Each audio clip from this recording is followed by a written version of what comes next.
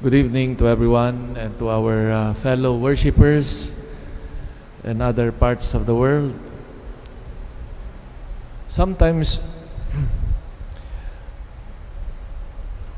we tend to oppose to the old Mosaic law summarized in the Ten Commandments with the new law of the gospel, which finds its greatest expression in the so-called Beatitudes. It seems to us that Christ Himself gives us the reason to do it, who says that it is not, for example, in one instance, He Himself declared that Sabbath, that human beings are not made for the Sabbath, but the Sabbath for humans. And also Paul, for example, in his controversy with the law in the name of faith and grace, which today also reflects the contrast between the written law that kills and the Spirit that gives life. But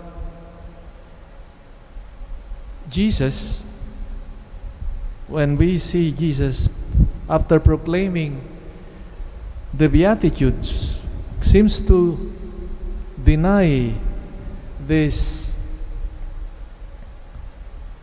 impression, or sometimes our claim. Isn't there a certain contradiction here? Isn't true that the gospel of love and grace has made the old law with its many prescriptions obsolete?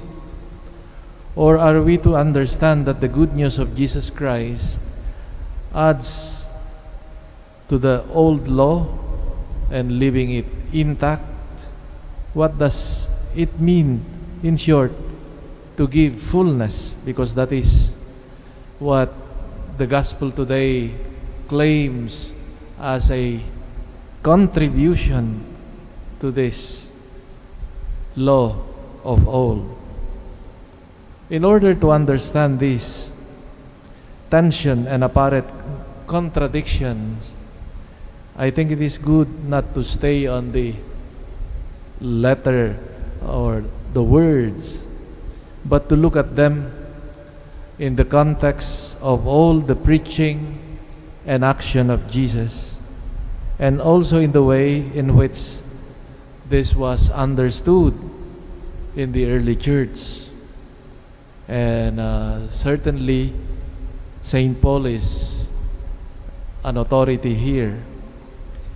Taking something to the full means reaching a perfection that exceeds, but also preserves what is to be perfected. If the best expression of the Mosaic law is the Ten Commandments, by which we recognize God, respect, and do good to those closest to us, and refrain from doing evil to anyone, all these demands reach their perfection in the law of love for God and neighbor. And that perfection and fullness we discover in Jesus Christ, who has told us in a definitive way who God is, His Father and also our Father. And who is our neighbor? Not only the closest ones, meaning father, mother, brothers, and the relatives, but all human beings, children of God, the Father of all, and especially those who are in need.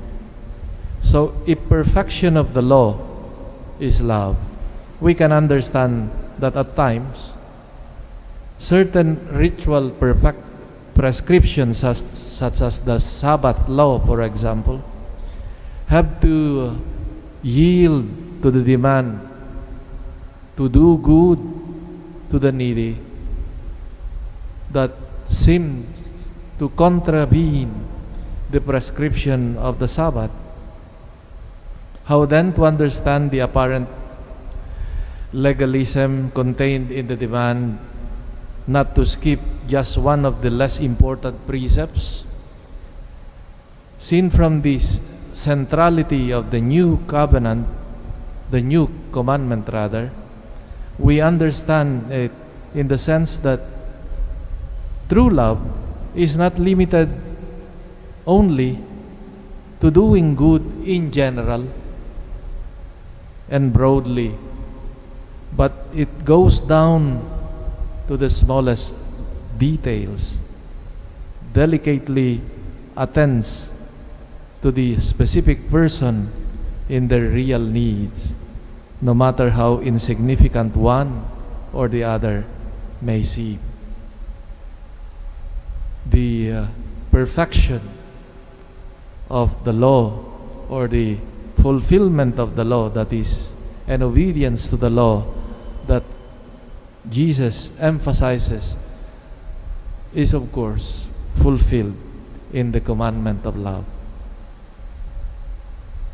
In our following of Jesus, we are again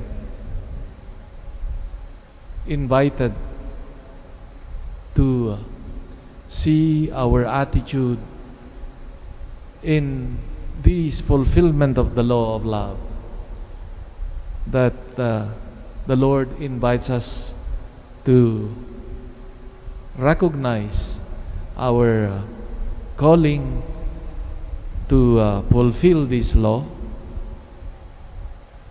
And this law, as we have said, can only be fulfilled to its perfection in love.